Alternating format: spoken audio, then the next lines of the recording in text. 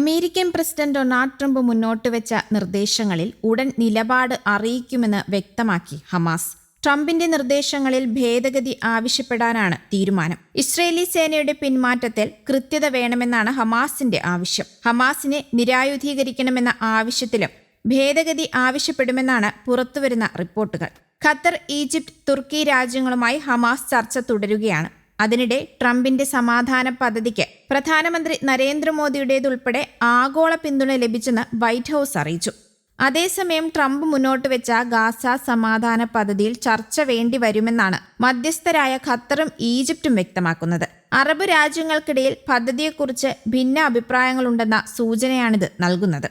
സംഘർഷം അവസാനിപ്പിക്കാനുള്ള ട്രംപിന്റെ പദ്ധതി അംഗീകരിക്കാൻ ഹമാസിനെ പ്രേരിപ്പിക്കാൻ ഖത്തറും തുർക്കിയുമായി ചേർന്ന് പ്രവർത്തിക്കുകയാണെന്നും പദ്ധതി ഹമാസ് നിരസിച്ചാൽ സംഘർഷം വ്യാപിക്കുമെന്ന് വ്യക്തമാണെന്നും ഈജിപ്ത് വിദേശകാര്യമന്ത്രി ബദർ അബ്ദലൈത്തി പറഞ്ഞു. ദിവസങ്ങൾക്ക് മുൻപ് ഇസ്രയേൽ പ്രധാനമന്ത്രി ബെഞ്ചമിൻ നെതന്യാഹുവുമായി നടത്തിയ കൂടിക്കാഴ്ചയിലായിരുന്നു ട്രംപ് 20 നിർദ്ദേശങ്ങൾ മുന്നോട്ട് വെച്ചത്. ബന്ദികളെ ഹമാസ് മോചിപ്പിക്കണം, ഗാസയിൽ ഹമാസ് അധികാരം ഒഴിയുകയും ആയുധം ഉപേക്ഷിക്കുകയും വേണം, പകരം തടവിലുള്ള പലസ്തീനികളെ ഇസ്രയേൽ വിട്ടയക്കും എന്നിവയായിരുന്നു പദ്ധതിയിലെ പ്രധാന വ്യവസ്ഥകൾ. 3-4 ദിവസത്തിനുള്ളിൽ ഹമാസ് മറുപടി പറയണമെന്നും ട്രംപ് ആവശ്യപ്പെട്ടിരുന്നു. ഇതിനിടെയാണ് നിലപാട് അറിയിക്കാൻ ഹമാസും ഒരുങ്ങുന്നത്. ഹമാസിനെ സംബന്ധിച്ച് തീരുമാനമെടുക്കുക എന്നത് ദുഷ്കരമാണെന്ന് ഗാസയിലെ രാഷ്ട്രീയ നിരീക്ഷകനായ ഖൈമിർ അബൂസാദയും പറയുന്നു. ട്രംപിന്റെ നിർദ്ദേശങ്ങളോട് മുഖം തിരിക്കുന്ന നിലപാടാണ് ഹമാസ് സ്വീകരിക്കുന്നതെങ്കിൽ അത് ഗുരുതര പ്രത്യാഘാതമുണ്ടാക്കും. ഹമാസിന്റെ മറുപടി നീണ്ടാൽ ഇസ്രയേലിന് എന്തും ചെയ്യാം എന്നാണ് ട്രംപ് അറിയിച്ചിരിക്കുന്നത്.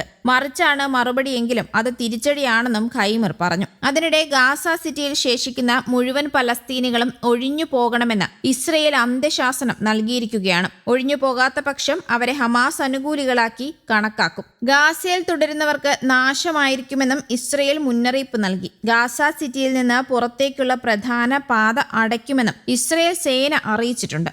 വ്യാഴാഴ്ച ഗാസ മുനമ്പിന് നേർക്ക് ഇസ്രയേൽ നടത്തിയ ആക്രമണത്തിൽ ചുരുങ്ങിയത് 52 പേർ കൊല്ലപ്പെട്ടതായാണ് റിപ്പോർട്ടുകൾ. സിവിൽ ഡിഫൻസ് ഏജൻസിയെയും ഗാസയിലെ വിവിധ ആശുപത്രികളെയും ഉദ്ധരിച്ച് വാർത്താ ഏജൻസിയായ AFP ആണ് ഇക്കാര്യം റിപ്പോർട്ട് ചെയ്യുന്നത്. പുലർച്ചെ മുതൽ ഗാസയുടെ വിവിധ ഭാഗങ്ങളെ ലക്ഷ്യമാക്കി ഇസ്രയേൽ നടത്തിയ തുടർച്ചയായ ആക്രമണത്തിൽ ഗാസ സിറ്റിയിൽ മാത്രം ഒരു കുഞ്ഞുൾപ്പെടെ 10 പേരാണ് കൊല്ലപ്പെട്ടത്. സെൻട്രൽ ഗാസയിൽ 14 പേരും ഗാസയുടെ തെക്കുഭാഗത്ത് 28 പേരും കൊല്ലപ്പെട്ടു. ഗാസ നിവാസികളിൽ ചിലർക്ക് ഇസ്രയേലിന്റെ വ്യോമാക്രമണത്തിലും മറ്റു ചിലർക്ക് ഡ്രോൺ ആക്രമണത്തിലുമാണ് ജീവൻ നഷ്ടപ്പെട്ടത്. വെടിയേറ്റു കൊല്ലപ്പെട്ടവരുമുണ്ട്. അൽറ്റിന, മൊറാഖ് മേഖലകളിൽ ഭക്ഷണത്തിന് വരി നിൽക്കുന്നവർക്ക് നേരെ ഇസ്രയേൽ സൈന്യം നടത്തിയ വെടിവെപ്പിലും പലർക്കും ജീവൻ നഷ്ടമായിട്ടുണ്ട്. News desk, Kerala Kaumudi.